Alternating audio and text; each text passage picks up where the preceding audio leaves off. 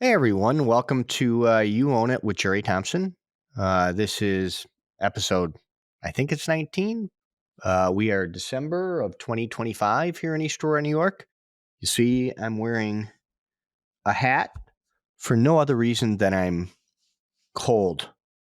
Um, in any event, as we kind of round the corner between Thanksgiving and the holidays, I thought that this week I've had kind of last couple of weeks, a few funny bounces that kind of made me think of some things that I should talk about in the podcast.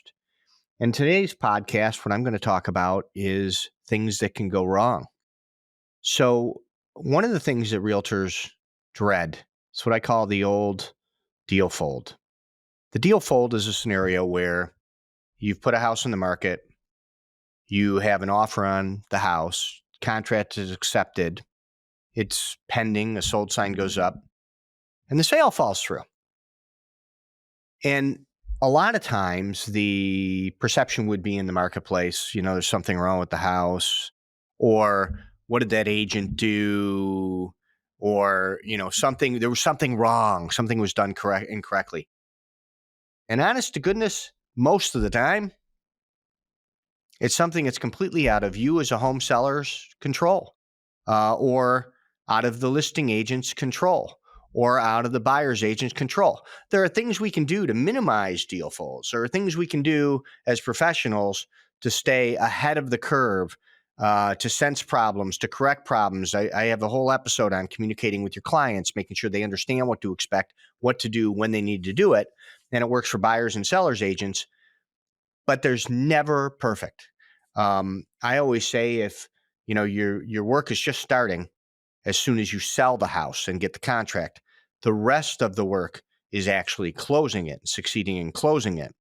And if you're working with a good agent, greater than 95% of the time, a contract that goes to past what I call the first week of risk, which is the early risk of attorney approvals, cold feet, that sort of thing. Once you're past that first week, greater than 95%, closer to 98% of the time, the property should close without issues. It's just that issues do come up. So I thought I'd talk a little bit about a few of those issues, maybe give you some real life examples of some things that I've gone through and how some of this can just be bad luck, bad bounces, bad buyers, bad sellers. It happens. So let's talk about what causes sales to fall through. And I'm going to do this in timing sequence because when you sell a house here in Western New York, there's a series of steps that go on. You sign a contract with your agent, buyers and sellers both agree to it. It's signed, it goes off to attorneys. The steps for a closing are pretty simple. Attorney approval review, any short-term inspection periods, such as home inspections, get completed, signed off on. The deposit is due. Once the deposit is complete, any financing conditions are done. You apply for a mortgage, get all the financing conditions done, get the mortgage in place, then title conditions and survey conditions, meaning the title search is the history of ownership of the property. The survey is the picture of what a homeowner will get. And then there's cleaning out the house, final walkthrough, keeping utilities on, maintaining the property through the closing, final walkthrough issues, meaning the buyer gets one last look at the property, and then close. That's kind of the super quick sequence. Contract, attorney approval, inspection, deposit, financing conditions, title, survey, closing statements issued, final walkthrough, close. And in any one of those conditions, things can go wrong. Step number one, whenever anybody's bought a house, the first step is the contract here in the Buffalo Erie County area. It includes most of our regional counties, Cattaraugus, Genesee, Allegheny County, Niagara County. The agents do the paperwork, and then it goes directly to an attorney. The greatest percentage chance of a house falling through is traditionally within the first week. And I'll tell you what happens in the first week. The buyer buys the house, you sell the house. That is when feelings of doubt will creep in, and then the contract goes to an attorney. Your attorney is going to review the contract with you as a buyer or a seller. Oftentimes, those feelings of doubts, and then your attorney will ask you a series of questions, can cause cold feet. So one of the things that are going to occur in the first week is just straight out cold feet. I shouldn't be doing this. I'm panicked. And then the buyer or seller often will cancel the contract. It occurs.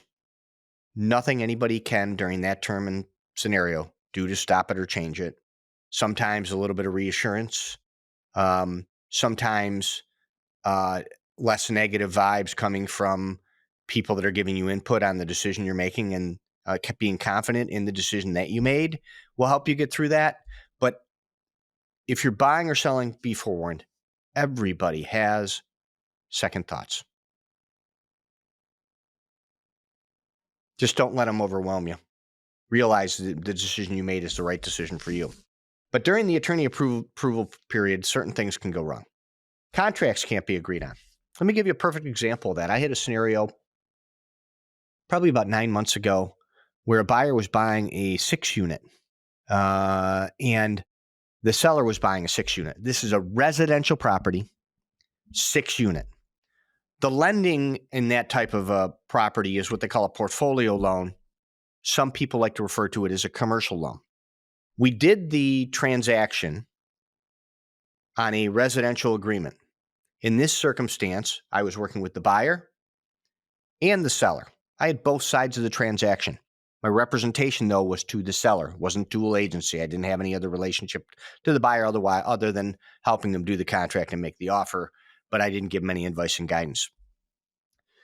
The contracts went out to both attorneys, and the buyer's attorney in this particular circumstance was a stickler for his own forms. He didn't like the forms that we used.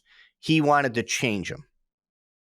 And the seller's attorney said, we don't want to change these forms. The forms you want to have are basically options. They're not the same forms that we have. And you're writing an entire 10-page contract and you're reinventing the wheel. We don't accept those forms.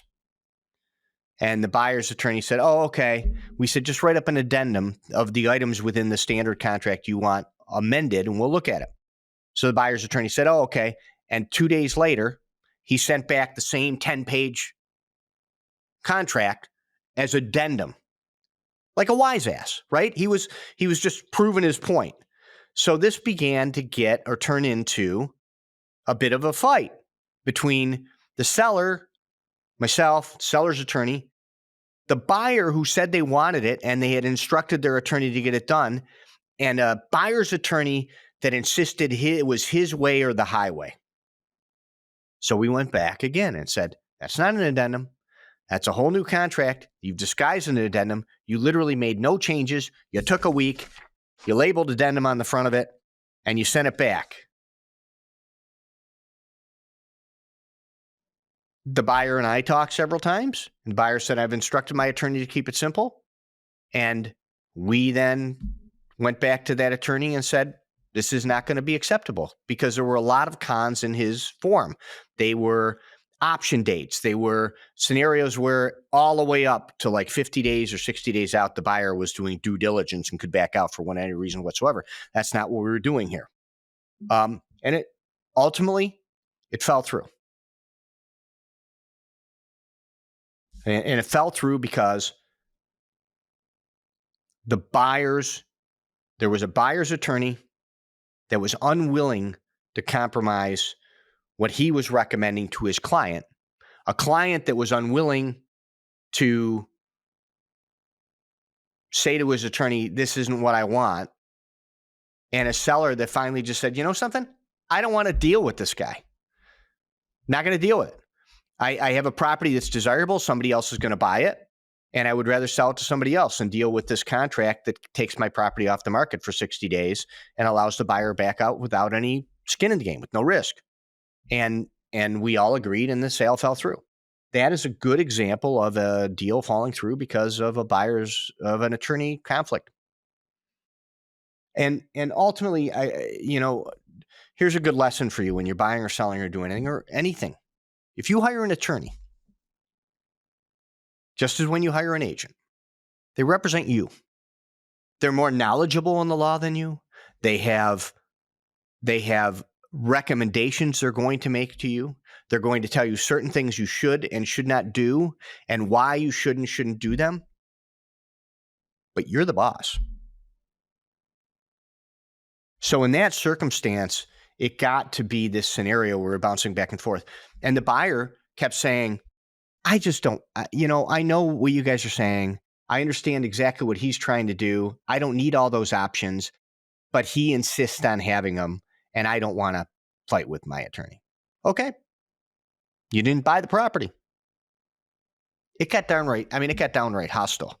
And it started from a simple, that attorney didn't like our contract. It turned into that attorney kind of trolling us with, here's your addendum with the same agreement as an addendum as opposed to the main. It got to be to the point where we're like, just don't buy the property. Go away. Legal concerns about wording or obligations can occur during that time. And those usually, if you have a buyer that wants to buy, a seller that wants to sell, a seller's attorney and a buyer's attorney that are cooperative and work together, you usually can get that together. Occasionally you can't. I just had one this week on a rider that I had submitted that was, in essence, making some minor name changes to an agreement that had been out there for over 30 days, that the seller's attorney, when we sent the rider over, that had been agreed on for like 30 days. It was in the buyer's attorney approval. I want this clause done. Seller's attorney didn't fail to acknowledge it. We finally just did an addendum. The seller's attorney responded back, changing like 8 words on the addendum. And they said the same thing. So finally, when it came back, the seller's attorney called me and said, I know, says exactly the same thing, but we'll just do what that attorney wants to keep the transaction moving forward. And so we did. I mean, there's a couple little tweaks about interpretations and stuff, but so I'll leave that up to the lawyers. But there wasn't anything that this was a cash sale. This is closing. This is just a name change thing. We're trying to be simple. But sometimes those type of just little things that are insistence by one party or another can, if there's not willingness to compromise, can create a conflict that has the transaction fall through. And sometimes legal counsel scare the hell out of somebody. I mean, I've had several transactions. Vacant land's a good example. I've had vacant land transaction where somebody was buying it. And in vacant land here, there's a long and detailed due diligence window, 30 days. The buyer can go to the building department. They can go to the DEC. They can do boreholes. They can do septic tests. They can talk to the county. They can make sure they're going to get the permit, hire an architect, an engineer. Go at it. They can figure out whatever they want in the 30-day window. And I've had scenarios. I had one a little while ago where an attorney that I knew had been burned so badly on a prior transaction where there were, I think there were wetlands discovered by a buyer that didn't do their due diligence, that when a buyer bought the hunk of land, the attorney was so adamant. I read the emails. They were like, warning, don't do this. What? And the buyer decided not to buy, and there was nothing wrong with the property. He was just, you better investigate this, and you better investigate that, and you better investigate that. It was such a data dump that the buyer was like, oh my gosh, what am I doing? I shouldn't buy vacant land. And it was not intended that way, but it got the same result, which caused a deal fold, a property that was sold to fall through. Second, and these are both in the first week. So the first week, you get the contract, go to attorney. You've got a short window in which you need to get both attorneys on the same page. Attorney approvals written, any addendums, modifications, the wording completed. And if there is a dispute, best not to leave it as a dispute. Best to correct it right away between both attorneys. And then buyers and sellers and the agents should take direction as to what both attorneys have agreed on and formalize it so that that is put to bed. One of the things I always like to say in real estate is each part of the transaction is a circle. And if you start halfway and you don't finish the circle, you don't have a whole part of that transaction put to bed. So often I will get one attorney approval, get the other attorney approval, make sure they both synchronize, make sure they agree. If there's anything changed or modified in either attorney approval, I'll do an addendum to that effect. I'll have the addendum circulated to all parties. I'll send it out to both attorneys. And then now we have unconditional attorney approval from both parties because all parties have now agreed to any modifications or requests to change. Done. Circle, complete. That part of the transaction is dead and is complete. It can fall through over those sort of things, though. Number 2, home inspections. Home inspections and due diligence windows. And in our contract here, when a buyer decides to do a home inspection in a contract and they get an accepted home inspection, it's usually between 5 days and a week. The buyer can bring whoever they want in to look at whatever they want, from the roof, the attic, the foundation, the electrical, the furnace, the air conditioning, generators, circuit boards, the main cable coming into the house, chimney pointing, brick pointing, foundation, water, sump pumps, grading, seating, gutters, anything. And here, if the buyer has a problem, they can cancel during that window for any reason whatsoever. So during the home inspection window, you can have a number of transactions where the property is sold and then it's not. When the buyer completes the home inspection, they have 3 choices. They can straight back out and not tell anybody why. They can straight proceed, or they can say, I discovered this item and I'd like to make a modification to the terms of the agreement that we have. I'd like you to replace the furnace, or I'd like some money off, or I'd like you to put a radon system in, or whatever. It could be anything from a roof. I had one. Now, this was a significant property. This was well over $1.7 million in the sale, where the roof was older and the buyer asked for a new roof.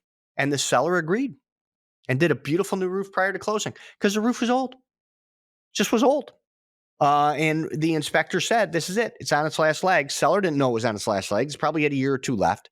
And because of the significant economics of the transaction, they were happy to replace the roof for the buyer and have it all put together. So a buyer can become uncomfortable with the severity of issues they find in the house, or they can just become uncomfortable. I had another nightmare scenario occur a couple months back where a house was sold. The buyer did the inspection. They seemed satisfied with the inspection. And then they went next door and they talked to the crazy neighbor. And they thought, oh my God, the neighbor's crazy. I don't want to live here. Right? So, and they have the right to back out. Or people will get opinions from people. I mean, they get these opinions. They do the inspection. They're excited about the house. And some idiot at the end of the bar stool tells them some garbage about something in that house, like it's horrible. I had somebody a while ago. I say it's the guy at the end of the bar. I had somebody a while ago, calling up and talking all about sort of some details that were wrong with the house. I don't have any idea what the hell they were talking about. And I would suspect, and they heard it from some guy. And people like to get involved in other people's business. And oftentimes those third parties are wrong, but they can cause cold feet, fear in the buyer, and then failure to act. So home inspections can be an issue. So if you see a house off the market for a week, week and a half, and then back on, usually it's due to the attorney approval or the home inspection. It is not necessarily because of the house. It can be simply the buyer got cold feet, the buyer had second thoughts, or there were some minor issues with the inspection. The seller was willing to repair them, but the buyer wasn't satisfied with that and just decided to proceed, or seller was unwilling to repair what was requested at the price they were selling it for. And the buyer drove a hard bargain and it all fell apart. Deposit. So once the inspection and attorney approval are done, deposit is due. Deposit is where the seller's agent is holding some money in escrow that the buyer is going to proceed in good faith, meaning the buyer is going to do what they say they're going to do. If they're a cash buyer, they're going to close as long as title's good. If they're getting a mortgage, they're going to apply for the mortgage, they're going to get the mortgage, they're going to get the commitment, and they're going to make best efforts to close that property. The deposit is simply there to give the seller some assurance that if the buyer acts in bad faith, they've got some money sitting in escrow that they can't get and the seller can't get until some sort of agreement is come to. One of the biggest misunderstandings clients have is they think if a buyer puts a $15,000 deposit in escrow and they don't close, that the seller gets that $15,000. In Erie County, that's not the case. Here's what happens is it stays in the escrow account, which is a neutral account, until both the seller and the buyer can agree on either to release or discharge the escrow back to the buyer, or release or discharge some of the money for damages to the seller, or it sits there. Now, you may sound like, well, then what kind of incentive is that? Well, if you are a buyer and you have 50 grand sitting in an escrow account and you can't get it out because you backed out of a property and the seller's expectations are damages, the only choice is some litigation there. Oftentimes there's some sort of agreement that's come to. Okay, you paid for the survey, you paid for the search, you held the property for 60 days for me. Why don't we give you 15? Why don't we give you 30? Why don't we give you 10? And the seller will go, I don't want to really go to court over this. Why don't I? Because there are some significant damages that can be caused. For example, let's say you have 5 offers. You accept an offer for 300. Second place offer was 298. Third place offer was 296. You do everything you're supposed to do as a buyer, and then you just arbitrarily back out on the seller. The seller goes to the 298 and 296, can't replace them. They go back on the open market and they sell it for 272. I mean, there's a documented trail that shows that they could have had, they took yours, and now they have to take 26 grand less. Are those damages? I leave that always up to the attorneys. But if that occurs, the deposits usually sit in escrow until both parties can agree on a release of deposit. Buyers missing deposit deadlines can cost them houses. So if a deposit's due within 2 days after all these addendums are done and the attorneys review them, which gives them a good 4 or 5 days, that means if attorneys approve it on Wednesday, no conditions, the inspection's done on Friday, signed off on Saturday, sent to the attorneys on Monday, the deposit is due within 2 days after that attorney window to disapprove the inspection addendum is done, which is like 5 more days. So when there's plenty of time to bring a deposit in. Occasionally, buyers just don't bring a deposit in. And that is a default, which enables the seller to cancel the contract if they choose. So that is somewhere on occasion, a buyer will default by not delivering the money that they promised for the deposit. Sometimes the buyer decides not to proceed and bring the deposit in, which is it's kind of another complete the circles. Got the attorney approval, got the home inspection. I want to see that deposit and I want it in escrow because it shows the buyer's continuing to move on track. Mortgage financing is probably one of the leading ways a transaction can fall through. And before a contract is signed, most of the time a buyer is pre-approved, meaning that they've already had their credit checked, their income reviewed. The lender has issued an approval. It does not mean the mortgage financing is going to be committed when the underwriter reviews it. I had one this week, for example, that was pre-approved, and the underwriter denied the mortgage at the end because the place of employment where the buyer was working was going to change. And although their income was this amount in this other location, and they used the income for the pre-approval, changing to this location in Western New York, the underwriter, because of the type of job that they did, said, you're going to earn less money, and just didn't believe that the income would transfer to the point. They couldn't document a transfer of income. It was functionally similar job, lower income, and it costs the file. The file was denied. It took a lot of work. They asked for information. They asked for documentation. The buyer made arguments why their income was going to stay consistent. But because it was a profession, without getting into too much detail, it was a profession that is dependent upon some things that the buyer does, almost like commission. And because they had a history of success in one location, the underwriter wasn't buying a new location was going to create a history of success, and to the point where they felt comfortable with that file. For whatever reason, it was denied. Not the seller's fault. House appraised fine. Condition was good. We were past deposit. We were past home inspection. And the buyer had been led down the path that it was going to be fine. Their processor and mortgage representative believed it was going to be okay. A bad mortgage rep that doesn't double check things can cost some transactions, unfortunately, later in the transaction when your expectations are that it's going to be smooth. And the agents are. It happens. In that circumstance, I'll tell you exactly what happens in that circumstance. That circumstance, I was not the buyer's agent, I was the seller's agent. I sniffed there was a problem coming. I had several conversations with the buyer's agent. I made several suggestions. I tried to get the buyer to change mortgage programs, mortgage products, and banks. And then they had a second look from a lender that I had recommended. And that lender said, it's not going to fly. And we tried to keep the thing together.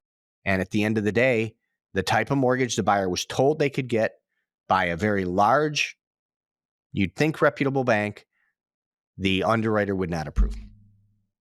And it fell through. So we'll go back on the market. We'll sell it again. The credit score changes or the buyer takes on new debt.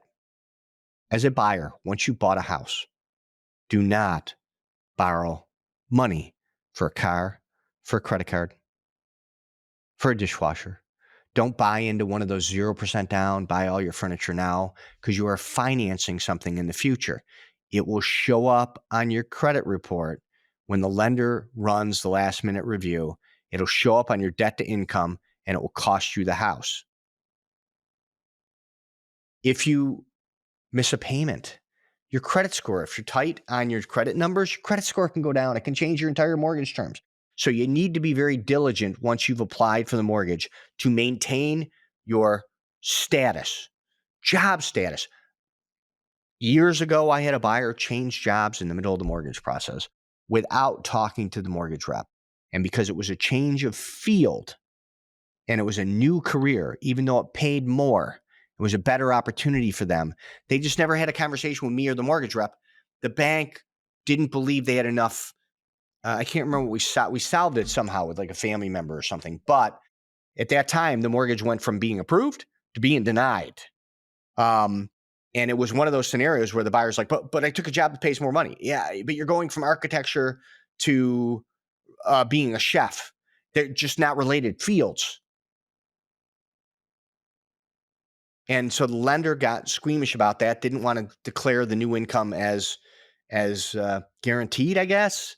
And they said that we can't qualify this income. And it became an issue. Overtime's a big one. You call for somebody for a pre-approval. You say, I make 120 grand a year. 38,000 is overtime. If your company won't guarantee that overtime, oftentimes the lender can't qualify that overtime. And so from what your pre-approval says to what the final underwriting occurs, small misunderstanding like that can cost the file.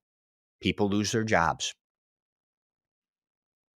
Another kind of personal story that I had a sale a few years ago, and we had multiple offers on a house, and we were 2 days before closing. The closing date was scheduled, and I was listening on the radio. There was a major layoff going on at Kaleida Health, I think it was, in Buffalo. Like 200 and some odd people or something got laid off.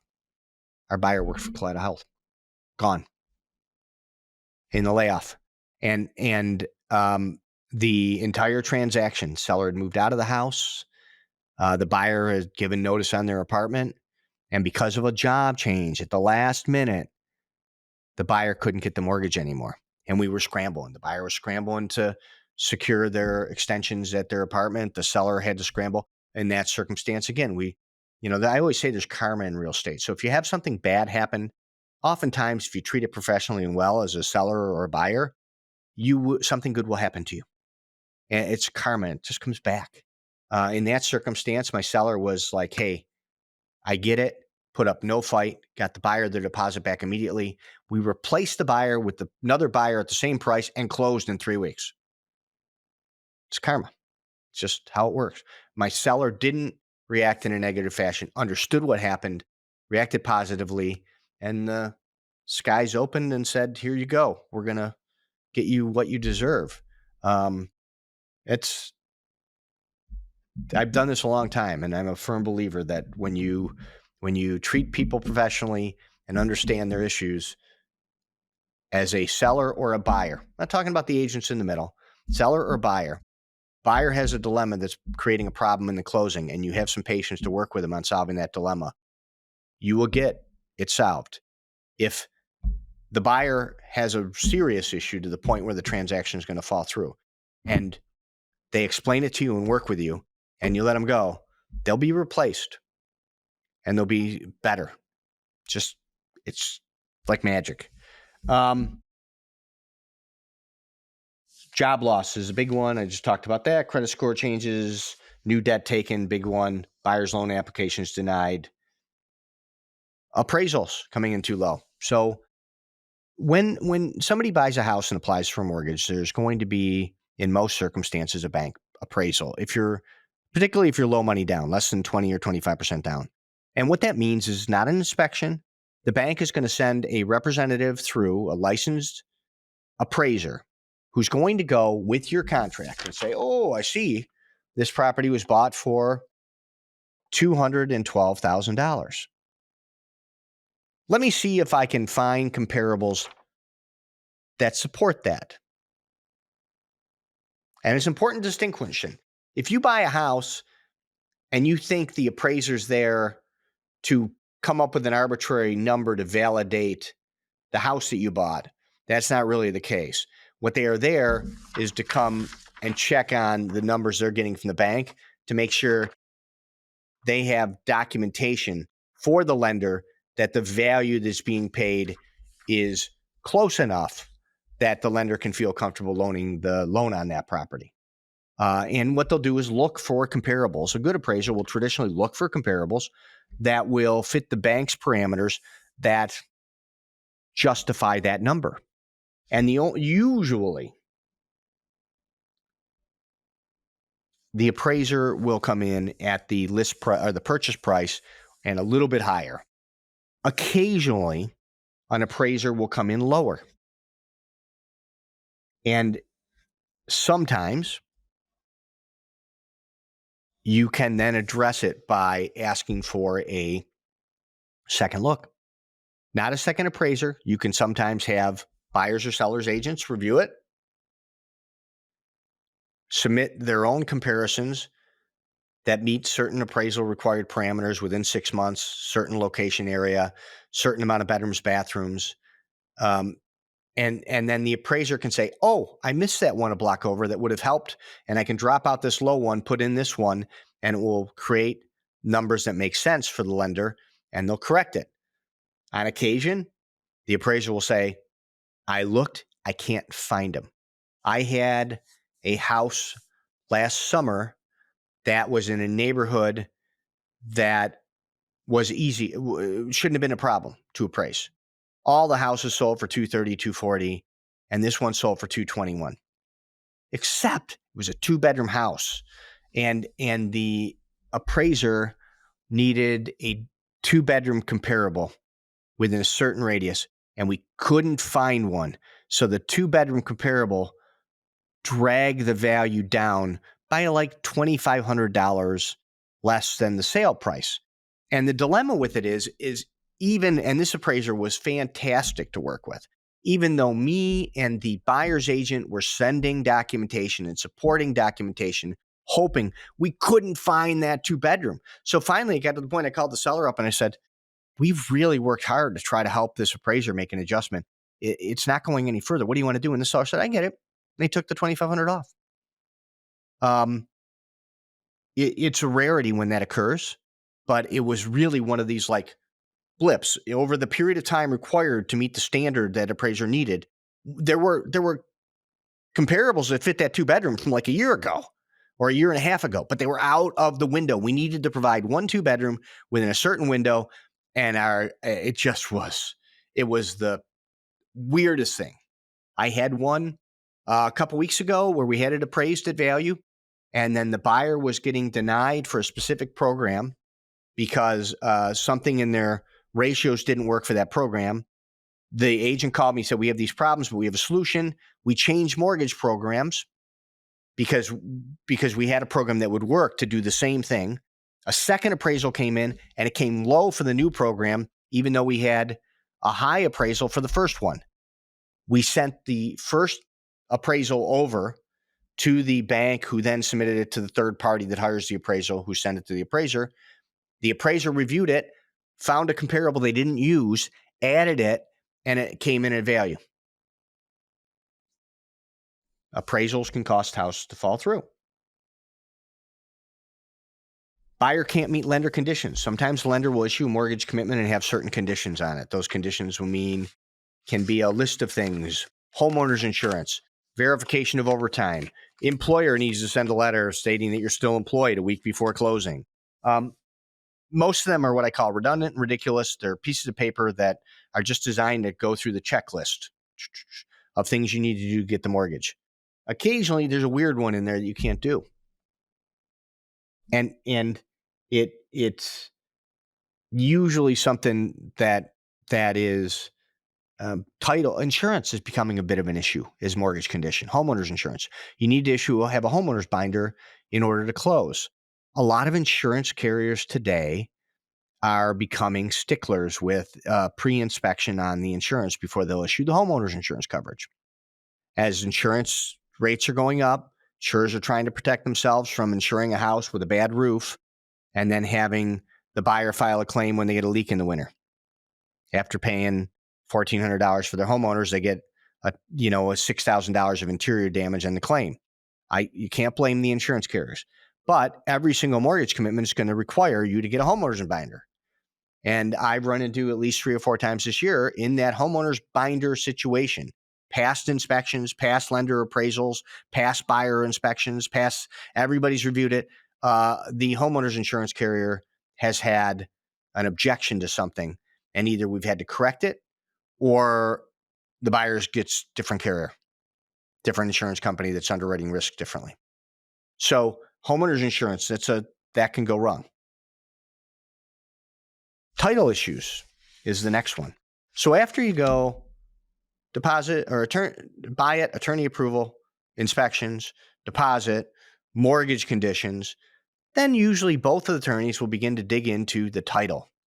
Title is the history of the ownership of the property. It shows from 1920, George Johnson owned the whole town, and then he sold half the town to Betty Warren, who then sold a quarter of the town to Joe Subdivider, who then sold it off in these lots in 1948.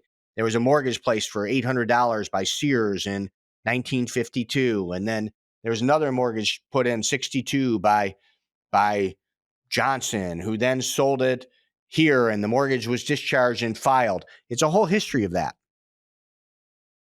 There are a lot of sloppy things done in title where somebody transferred it and didn't notice that in 1972, when you bought your grandfather bought their house, they took title, and the mortgage on it in 1971, although paid off in 72 when it was bought,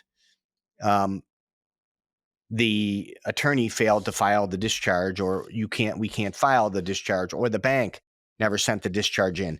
Now title's being run in 2025, and you're trying to sell the property, and your attorney says, we got a problem with title because in 1971, Joe Blow Bank didn't discharge the mortgage. Well, that bank long ago sold to HSBC, who sold to this, who sold to that, and is now Pennsylvania State Bank, located in Pittsburgh with 2 branches, and they have no records to discharge a mortgage from 1971. Those type of things can create title issues. They're not usually insurmountable. Usually affidavits, documents, supporting documents, or insurance carriers, title insurance carriers can insure over those types of issues with title. Occasionally, you will find a scenario where it's uninsurable. It needs to be solved, and if it's not solved, somebody somewhere either needs to pay to resolve it, or everybody needs to agree to not close or close with that title issue that the next buyer is going to have to deal with. Or close on occasional title issues where parties have agreed to close with the title issue with the promise that the seller's attorney would correct the title after closing. Sometimes there's a financial escrow. Let's say there's an old $8,000 home equity line of credit from 1978. Well, and you can't get the discharge on that home equity line of credit right now. However, there are companies that do that, help you clear that up. And the attorney might say, we'll hold $10,000 in escrow and we'll have this company do it, and within 6 months we'll have it resolved for you. Sometimes that occurs. It's not common. There can be discrepancies in legal descriptions, discrepancies in surveys. There can be a shed that's not on your property that's your shed. There can be a fence to your neighbors that's on your property that's not your fence. There can be fences too close to the property line, so it appears that 1 foot of your property is on the neighbor's property, even though it's yours. All these things come up in title issues. 2 weeks ago, I had a title where a buyer was buying it, and there was the seller's names matched the name of some Canadian trucking company owners that had a whole series of environmental liens and judgments against them that was all run somehow in the title, and it had nothing to do with that owner. And we got it squared away, but it caused a little bit of a delay in the closing where that owner had to for the buyers who I represented at that point, had to provide that buyer's attorney a series of like affidavits and signatures, documents, and all sorts of stuff saying, not us, and proving that it wasn't them. And it wasn't. So those are types of things: unreleased mortgages, unclear chain of title, uninsurable title issues, boundary disputes, unresolved liens and judgments can, another common scenario, unfortunately, is someone that will owe money but not tell anybody. Like they think they're gonna sell the house, and attorney's gonna hand them a check for $200,000 and not ask them to pay the $212,000 judgment against the house off. That's found usually pretty early in the title situation, but on occasion there are scenarios where a seller will say to somebody, "Oh, I don't want it. No, I don't. Okay, I'm selling it," and they sign the contract, says they have enough money to sell it and close it, and then all of a sudden, 4 weeks in, or there's a bankruptcy that they had gone through, and the discharges had not all filed the right way. There are a ton of different title issues that can cause disputes. During all these issues, one of the best things I can tell you to do, though, as a buyer or a seller, stay calm. A good agent can walk you through solutions with this. A good agent will dig in to complete their circle. They'll find, oh, there's an issue with the title, and they won't just let that issue hang out there. Problems in a real estate transaction are like floating on a raft and a nap in the ocean. If you're napping on a raft in the ocean and the tide is going out and you don't wake up for an hour, you're not any closer to the shore. You're way the frick out. So when you have a problem, you've fallen asleep on the raft and the tide is going out, your agent, your lifeguard's got to grab the raft and pull you in immediately. The longer they wait for that problem to drift away, the bigger the gap, the harder it is to solve the problem.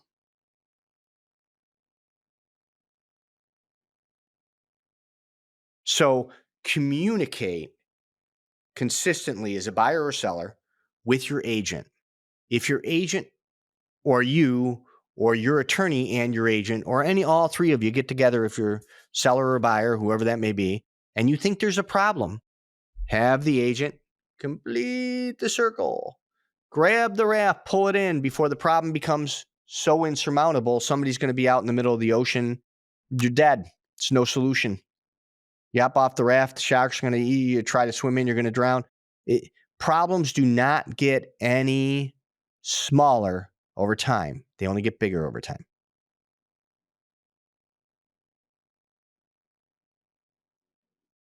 Problems in a real estate transaction do not get any easier to solve by waiting a week or two. They don't go away. There are a lot of ostriches in my business where the moment there's a problem, they stick their head in the ground and hope that nobody can see them.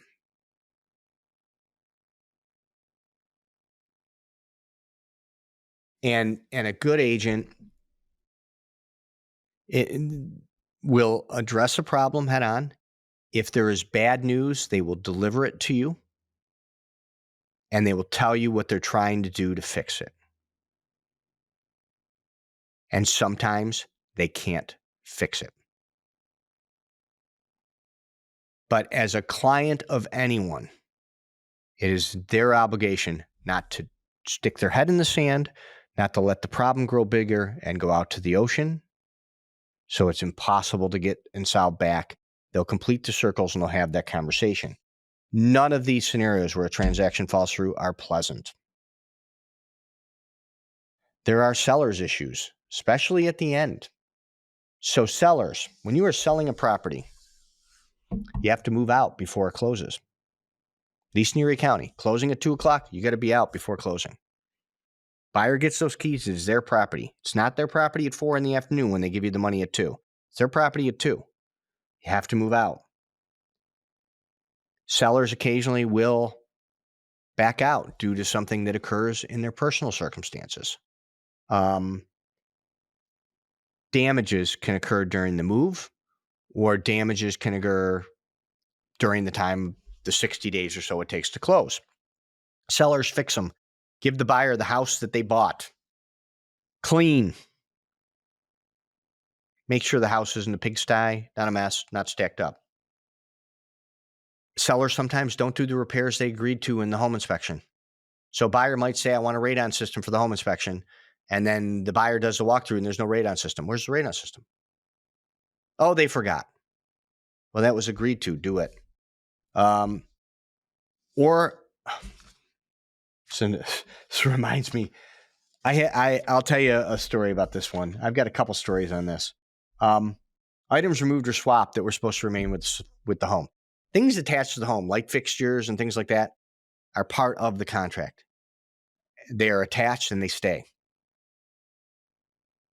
On occasion, you'll get a seller that will swap things.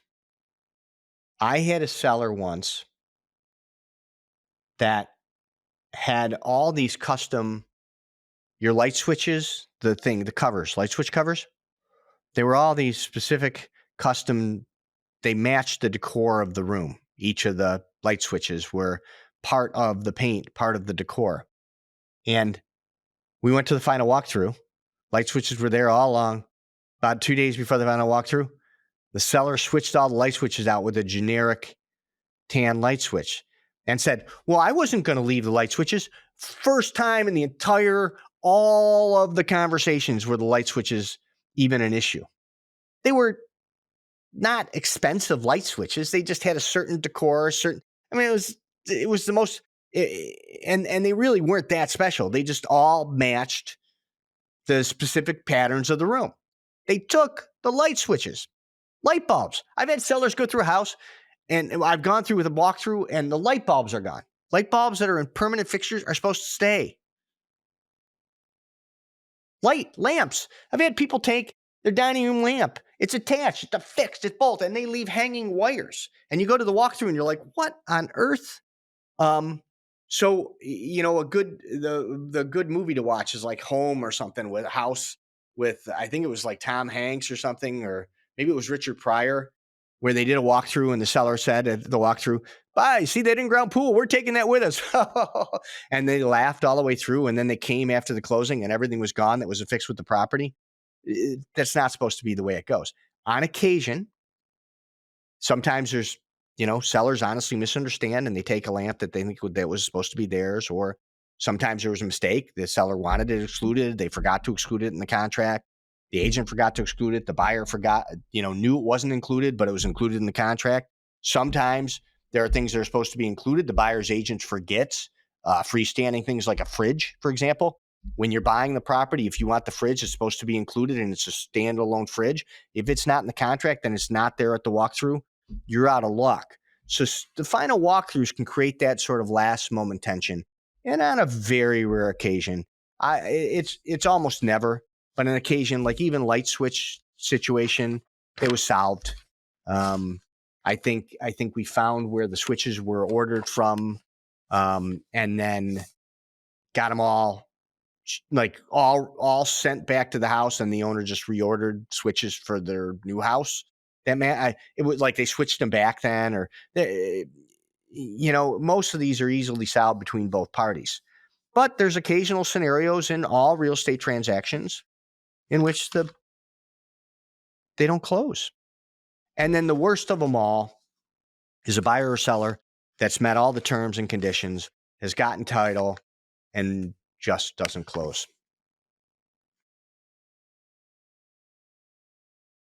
Just doesn't close. And I have more than one scenario over 30 years where I've seen that happen. The worst one I ever had is I had a scenario once where I had a seller that signed the contract, sold the house. The closing was supposed to be like a 21st of the month, met their attorney, signed the deed. The closing date was scheduled for the 21st. The buyer did the walkthrough on the 20th, and the whole house, nothing had been packed. And the buyer said, wait, we're closing tomorrow at noon. How are you getting your silverware, your dishes, how are you getting all the house out in the morning? And the seller said, oh, I didn't realize I needed to get out in the morning. Give me another week. So everybody agreed, we'll do it next week. And the buyer agreed they would do the walkthrough the morning of the close. So the individual selling the property said, okay, I'm moving. Everything's okay. Don't worry about a thing. I scheduled a final walkthrough the morning of the close for the buyer. The buyer arrived at the house, looked at the door, and there was a note on the door that said, I'm very sorry, I just can't move.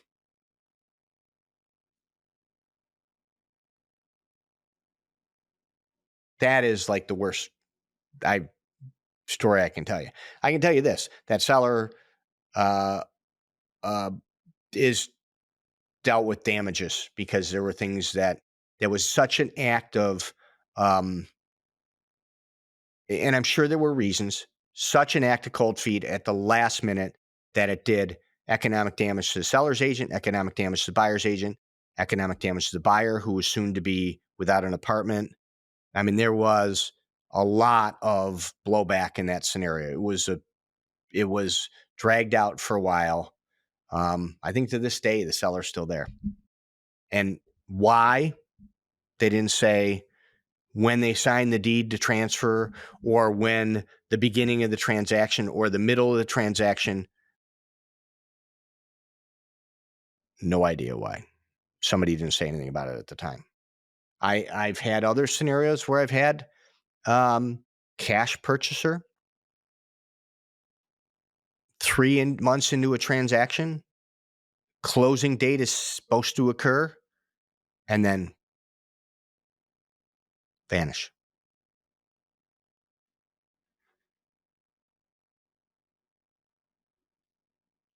This is not a business for the faint of heart. Things go wrong.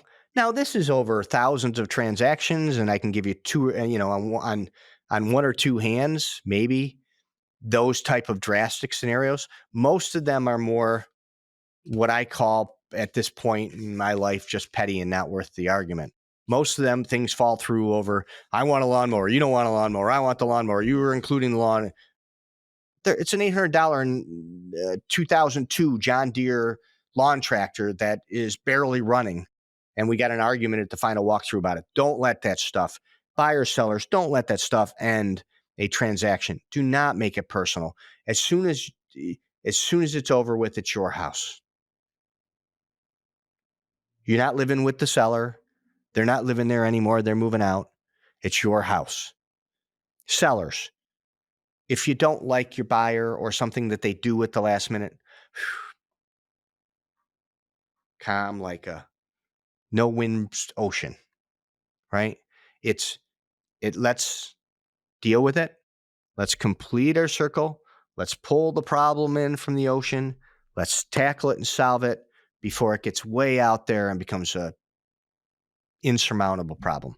Small problems grow over time by ignoring them, ostriching them, falling asleep on the raft in the ocean, letting the tide take you out into the abyss of a never-ending, unsolvable problem. So, thanks for listening. I just wanted to talk about stuff that goes wrong. And it does. Every week. It's why you have a professional to help you minimize that occurrence and help you through those times. Thanks for listening, and I'll see you next month. Thank you so much for tuning in to You Own It. Don't forget to take a look at the show notes for any resources mentioned during the show. And if you haven't already, be sure to subscribe on YouTube, follow us on your favorite podcast apps, and turn on your notifications so you have access to the latest and greatest. All of our social channels are clickable in the show notes as well. I'd also like to remind you to check out our website, c21jerry.com. There you'll find more info on me as well as my latest listings for all of Western New York. Thanks for tuning in. Remember, through any big decision, you own it.